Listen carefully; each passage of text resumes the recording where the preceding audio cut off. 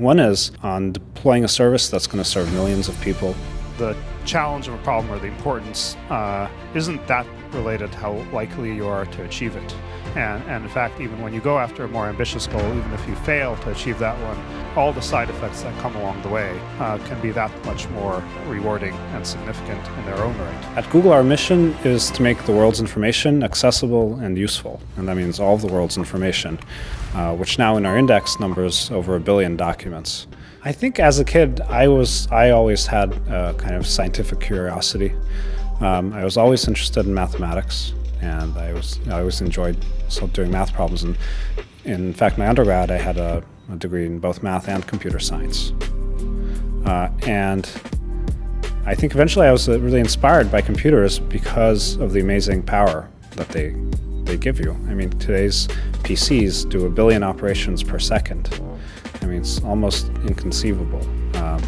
And I think that was the most inspiring thing to me, how you could leverage that to actually produce something that was useful beyond video games and things like that. I remember in middle school, a friend of mine, a very good friend who I'm still in touch with, he had like a Macintosh, one of the early ones.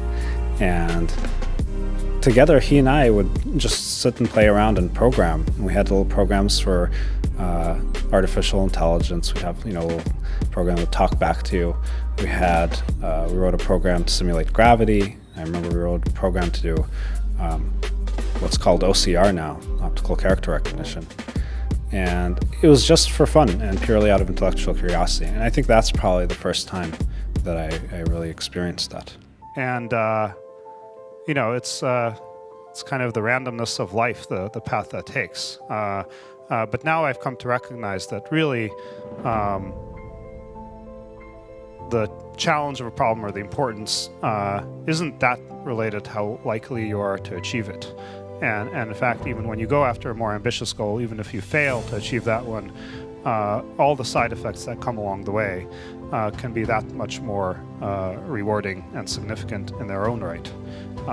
And so, I feel lucky that I fell into doing something that I feel really matters, getting people information around the world about anything. I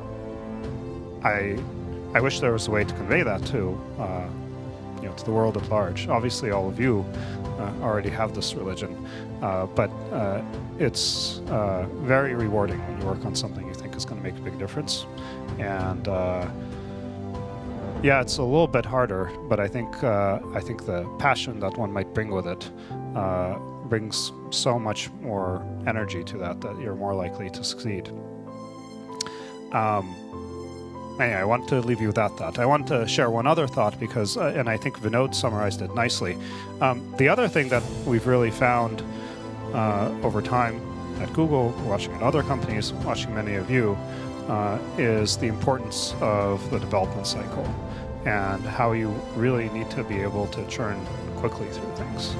And because, obviously you're going to have failures. You're going to have the wrong idea. But it's important to fail quickly. It was great that fax didn't go through. It failed quickly. And I think that if you demand a really long development cycle, like let's consider that tokamak that we saw earlier today, having decades and tens of billions of dollars is not a good way to fail quickly. Hoping to get a lot of learnings along the way, it's just much less likely to work out. So as Vinod said, and we discussed this, so with Glass, we adopted this philosophy. We were going to develop a completely new version of the hardware and software every single month. And we sustained that, or close to it, for like 7 versions. It's slowed now over time, unfortunately, as we're approaching something that's going to ship. But I think that iteration made a huge difference, and we learned so much with every single variant. And it's just, there are 100 reasons why you should not go that fast. It takes a long time to get your tools made. And in fact, the tooling is a big deal. So I'm glad somebody's working on that. Engineers don't have enough time to do a proper design. This gets shortchanged, that gets shortchanged. I mean, there are 100 reasons not to go fast. But in the end, I'm really glad that we did. And I think I've seen that across a range of products. And ultimately, it forces you to make real trade-offs about what actually is really important. And things that you might have held very dear, say, well, maybe that's not really the key thing. And maybe what we can get in this next month is the really important essence of this thing we're trying to create.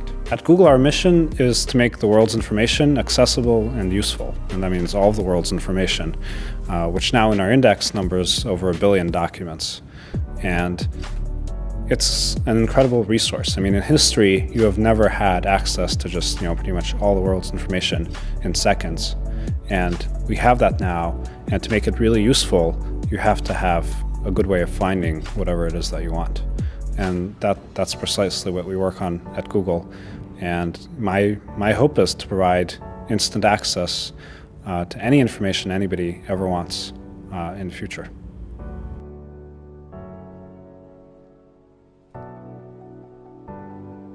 Certainly anyone can say, oh, I want to build a car that's going to cost $5 and go 500 miles an hour. And all of that would be great.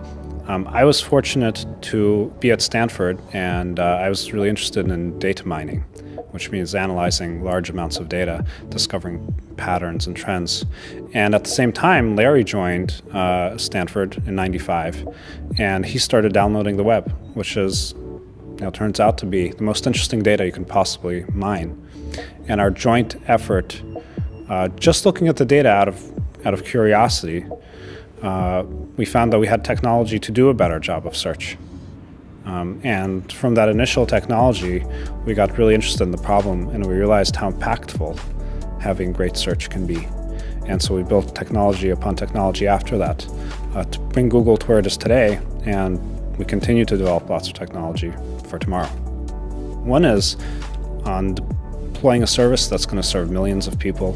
When we were at Stanford, we had 10,000 people using our service, or about 10,000 searches per day, I should say. And now we serve over 50 million searches per day. And that scaling of infrastructure, that's pretty challenging.